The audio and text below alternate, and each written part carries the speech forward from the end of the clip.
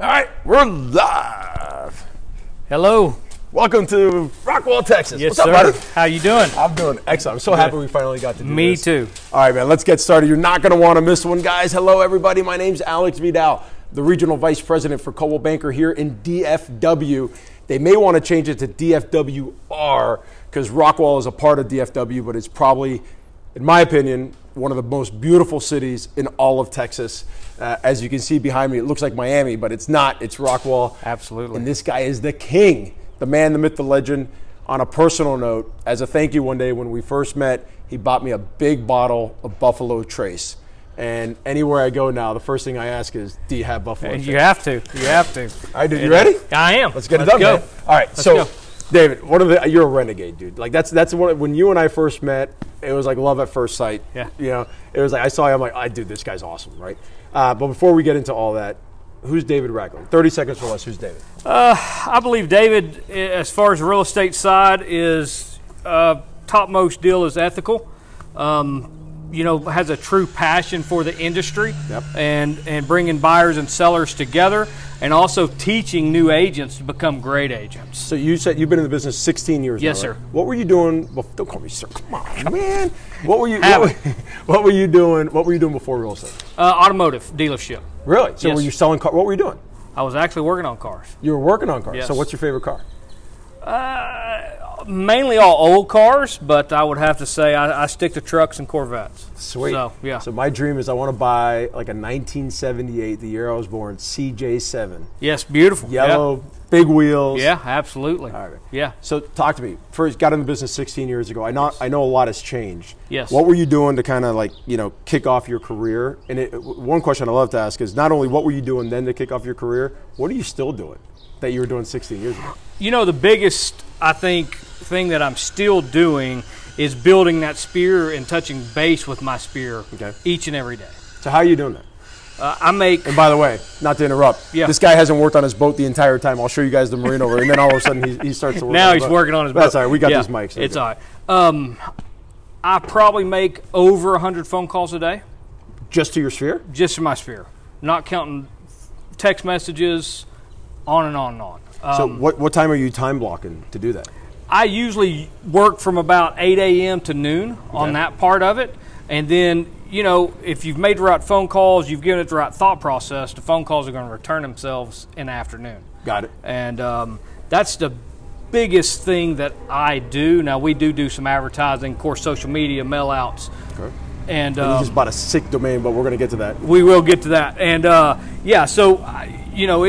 it's really the basics of real estate. Are we in the business of selling homes, or are we in the relationship business?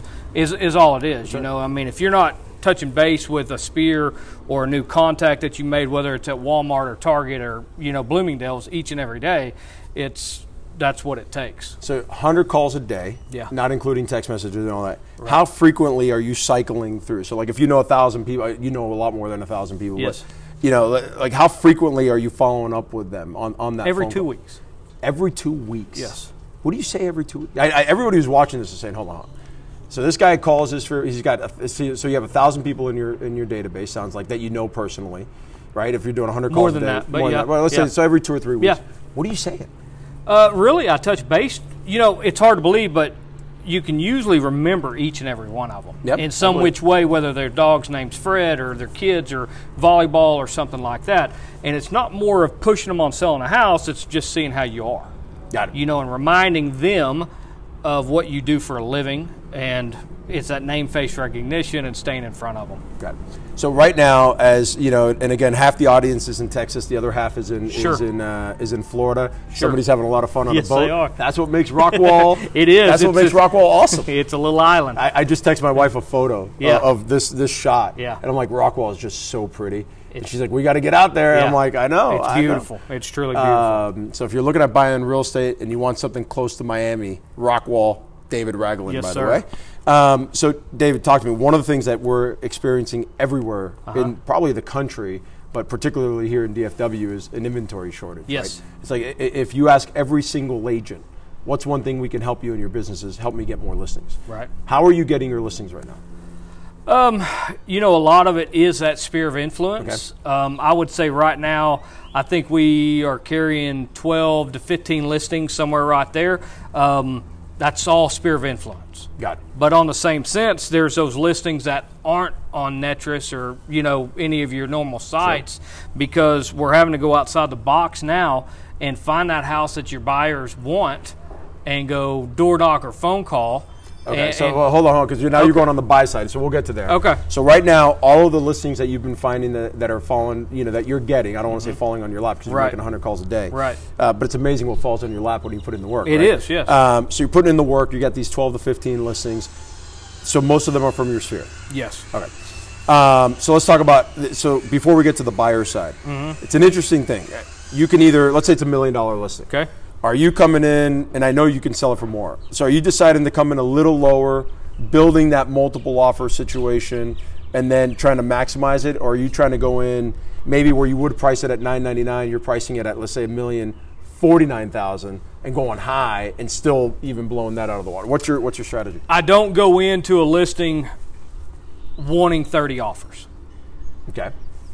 Right? Because if you have a team or you have a lot of listings, you're paying someone to create a spreadsheet on 30 offers plus, right? I would rather price it accordingly and see what happens. Got it. So price it accordingly, meaning more on the higher side, get rid of the garbage. Exactly. Got it. And that's an interesting point, because you know, one of the things we're hearing, how many offers, what's the most amount of offers you received on a property? 40. 40 offers. Yes. Okay. Yes. I'm assuming you priced that one low, and that's probably where you change your strategy to go. Exactly. You know, we just priced one where I thought it should exactly be priced.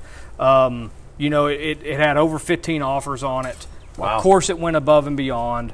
And, you know, so, but in the same sense, you're talking just, you know, looking at 15 offers compared to 40 plus is a big difference. Huge, monster difference. Yes. And, you know, it's funny, I was talking to an agent, I had lunch with them yesterday, and they're like, yeah, I only got 11 offers. Yeah. I'm like, listen to what you just said. Only 11 offers, which is nuts. But I agree with you. I think you're weeding out the garbage and just focusing on the highest and best offers. Because we only want one. That's right. You just want the best. That's it. We want the best offer, the best for our clients, and be able to get it to closing. Got it. So what are you doing with your sellers? I've kind of heard the reverse. I've had sellers or agents tell me I'm sitting with my sellers, and we know we're going to be in a multiple offer situation. Right. So I guide them on that, and then I've had others say, you know what, I just keep my mouth shut because I don't want to like set expectations that, God forbid, even though I'm 99% sure they're going to happen, I don't want to put any crazy expectations in my seller's head. Which side are you on? Well, I think the biggest thing that I start off is with any seller is setting expectations. Here's the two scenarios we can go with. We came up with a list price that you're happy with. If we only get one person or we get 20, we're winning. Got it. So I think the very first thing is to set that expectation. Expectations in this business is everything. That's right. And with that being said, we cannot predict a future. So I always give two different scenarios. Oh, interesting. So you're doing both sides. Absolutely. We may be in this scenario, and this is what happens if we are. Absolutely. And if we end up in multiple offer situation, this is what we do as well. Because that's an expectation. Yep. And they need to know both sides. What can happen? You know, that's great. Usually most people are picking one or the other. They're not explaining both. Well, in this industry, being a listing agent or buyer's agent, which we'll get to, it's all about creativity. That's right. We have to be creative in every which way. So why not lay everything, almost everything, out there on the line with our clients? Got it. I love it. Yeah. So talk to me about the buy side. You started going down that route. I didn't want to get off the sellers. Yeah, no. You know, so here's the other scenario. The other scenario is you talk to any agent that's working with buyers, and they're like, Alex, I'm tired. Yeah. Like, it's hard, and my buyers are tired. We're making 8 offers, 10 offers. They're not getting accepted. We're going 10, 15% above asking, free leasebacks. We're doing all this stuff.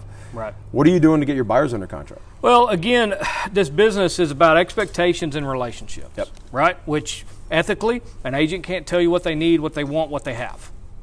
But in the same sense, as an agent, if you're going to be a specialist in your field, in your area, you should know what that's going to do. Okay. Right?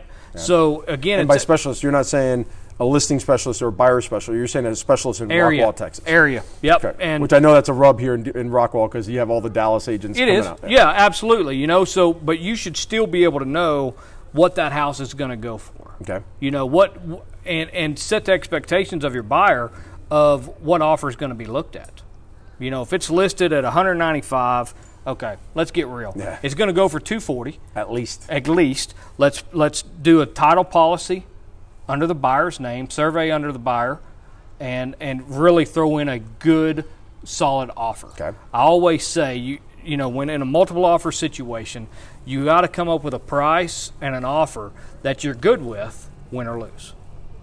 Got it. And when you set that expectation and we lose, which I haven't lost many, I'll be honest with you, in the last 5 that I've done, okay, they're okay with it. And so how are you finding them properly? Because Rockwall, one of the things, I think of all the different markets throughout the Metroplex, the one that has like the fewest inventory, period, is Rockwall. I mean, half of Rockwall is water, right? Absolutely. So you don't have a lot of inventory to begin with. So how are you even finding your buyers' property? Well, I had this conversation this morning with a buyer, okay, and they've driven around for 2 weekends. They told me I fell in love with this house, okay? Not for sale. And I said, okay. All right, that's actually not a bad thing. Let me see what I can do. Yeah. Okay, so you know, that's a deal in progress, which I've made that work in the past as well with off-market properties. Sure. If they find what they want, you know, but also it's very important to search canceled, expireds, temporarily off markets. You know, again, being creative with not just seeing what's active and coming soon. Got it. So when you're looking at the canceled, the expireds, and all that, are you taking the easy route of going to the prior listing agent, or are you going to the homeowner? Be real. You can be real. I'm going to the homeowner. All right, sweet. No, that's okay. I wish more people would do that. I think there'd be more money, especially for the buyer's agent. Right. I mean, and what's the worst that can happen is to be told no. That's right. That's daily. That's how many no's to a yes? You know, exactly. I only need one. So, I would, you know, if that listing is off the market and canceled, I would rather go to the homeowner itself and try to work that deal in that way. Awesome. So if you're a buyer and you're in Rockwall, again, you want to work with this guy. So let's go back to David from 16 years ago. Okay. If you could go back today and tell yourself something from 16 years ago, what would you say? By the way, we didn't plan any of this. So. No, we didn't. I would say be more aggressive the first 10 years. Interesting. In what way? Aggressive in what way? Advertising, building a spear, learning, you know, taking courses that were offered. Be more aggressive. Got it.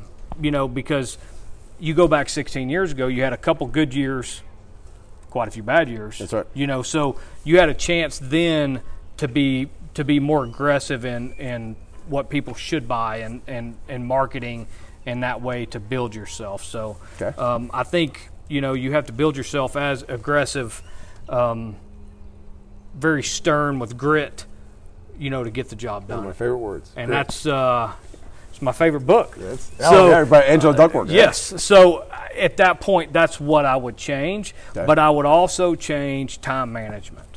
Interesting. So what would you time manage? Okay, so this can go a bunch of different routes. Sum that up in one line for me, and I'm going to go back to getting aggressive on advertising. Okay. Time management in one line, I would say, you know, never forget what got you there. Okay. Family. You know, it's easy to get distracted in this industry and work from 7 a.m. to 10 p.m. Sure. And then you go home and everybody's tired or asleep or mad at you because, you know, you haven't been there. Got it. It's very important to keep time management in this industry alive. Now, you have an assistant now. What point did you get to your business that you brought on an assistant? And that wasn't the advertising question, by the way. No. I would say, you know, I always had a huge support. And, I mean, as far as a major assistant role, I would say probably 5 years ago. 5 years? Yeah. Okay. Yeah. So talk to me about advertising. Okay. You put your money where your mouth is. Yes. And you just went really big and bought, you don't know how it came available, but Right. you bought a big domain name. I did. What did you buy? What do you intend to do with it? I bought rockwallrealestate.com and heathrealestate.com. Okay, so Heath is, explain what Heath is for those that are watching in Florida don't know. Heath is a suburb of Rockwall. They kind of split Rockwall in 2/3 and 1/3 and created new schools. Sure. and that. Very affluent area. What's the average sales price? $1 million? 800? Yeah, I would say 750 is probably the average sales price in Heath. South side, north side type of situation.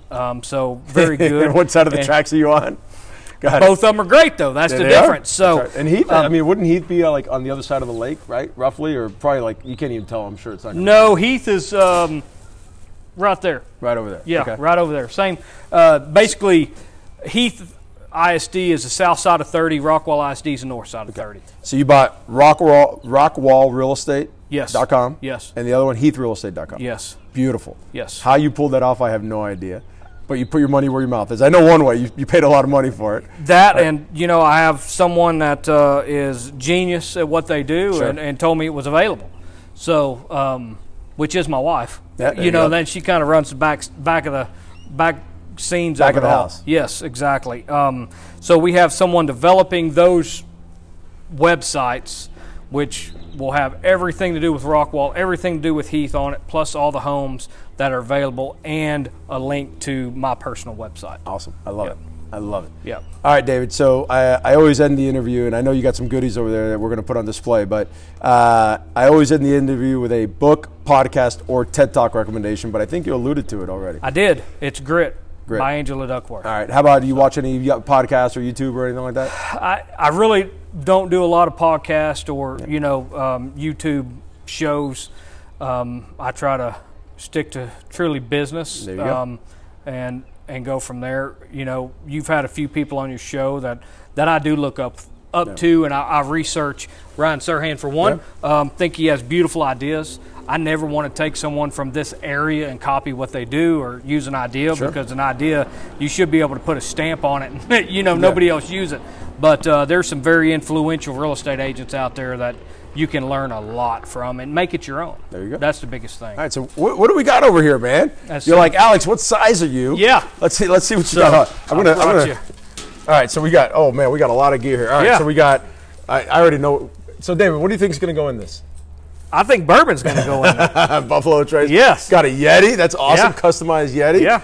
All right. We got a Raglin. Oh, you did tell me this was pretty. Yeah. A Raglin Real Estate Coldwell Banker hat. Check it out. I'm going to put this on. All right.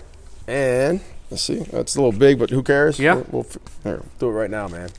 This is sweet. Fix it up. We are going to fix it up, man. Thank you, bro. Yes, sir. Anything else you want to talk about while I see what's going on here? I think, what am I missing? Well, I think it's still an amazing time to buy and an amazing time to sell on both ends. Okay, so you know what? That's a great question. Let me ask you that. So you get a buyer that tells you, David, is right now a great time to buy. What do you tell them? Absolutely. Okay, why?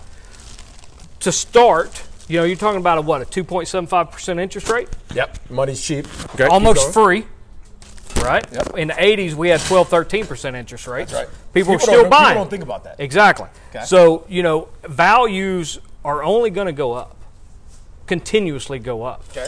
Because they're not making any more land to build any more houses on. That's right. You mind if I put this on? No, please do. Let me show this. Go. Yep. Take this out. All right, keep going. So it's still a great time to buy. In several years, you're still going to have equity in your house.